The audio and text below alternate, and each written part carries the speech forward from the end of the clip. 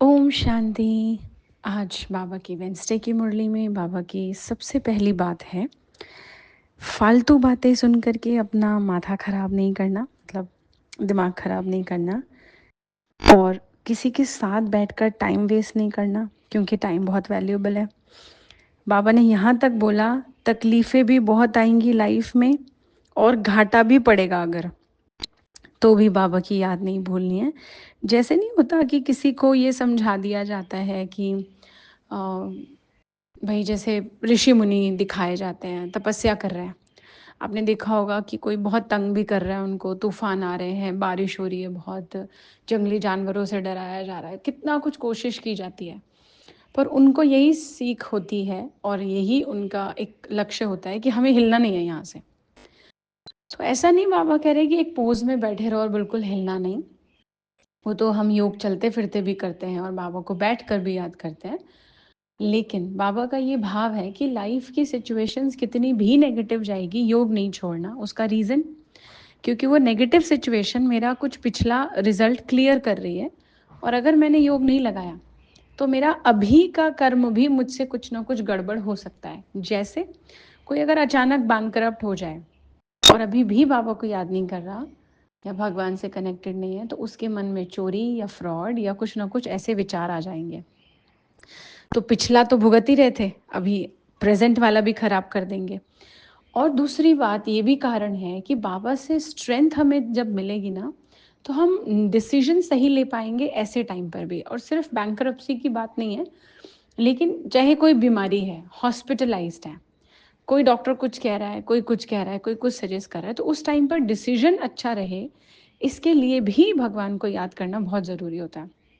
एक तो बाबा ने ये बात बोली।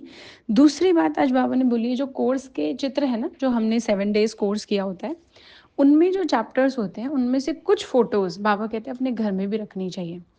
और इसके लिए मैं जनरली एक एग्जांपल हमेशा देती हूँ कि किसी पहली बार किसी जो नई मदर होती है, तो उसको फर्स्ट टाइम या हर बार के लिए ऐसा बताया जाता है, जो हम सब अपने इंडियन घरों में सुनते हैं, कि बच्चों की फ़ोटो रखो ताकि नया आने वाला बच्चा ऐसा ही हो, अच्छा अच्छा देखो, है ना।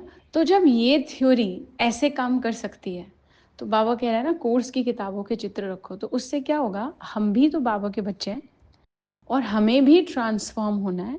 तो जब ऐसे चित्र, ऐसी फोटोज़ घर में होंगी, चाहे वो लक्ष्मी नारायण का है, चाहे वो स्वर्ग का, और फोटोज़ मूर्ति में नहीं, क्योंकि मूर्ति रखने से रिचुअल्स करने होंगे, मतलब एक्स्ट्रा ऐड नहीं करना है। जिनके घरों में जो मूर्तियाँ हैं वो तो है ही, पर बाबा ये नहीं कह रहा, क्योंकि फिर मूर्ति रखना मतलब रिचुअल्स ऐड करना, स्नान, वस्त्र, वो सारी चीज़ें, तो बाबा ऐसे बिजी नहीं करना चाह रहा हमें।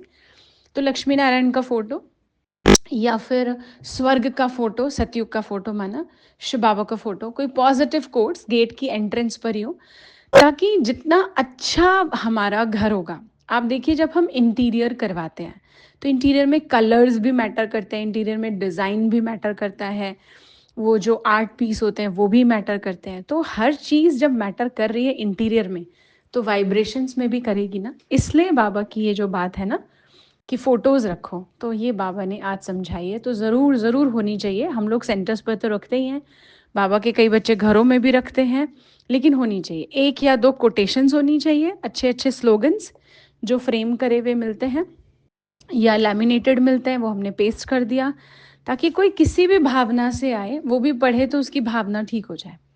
या कभी हम ऐसे किसी मूड में हैं तो हम बैठकर पढ़ते रहें या देखते रहें उसको, तो हमारा भी मन वैसा थॉट्स में जाए और पॉजिटिव हो जाए। तो ये इसके पीछे का साइंस होता है, इसलिए बाबा ने आज ये बात बोली। ओम शांति।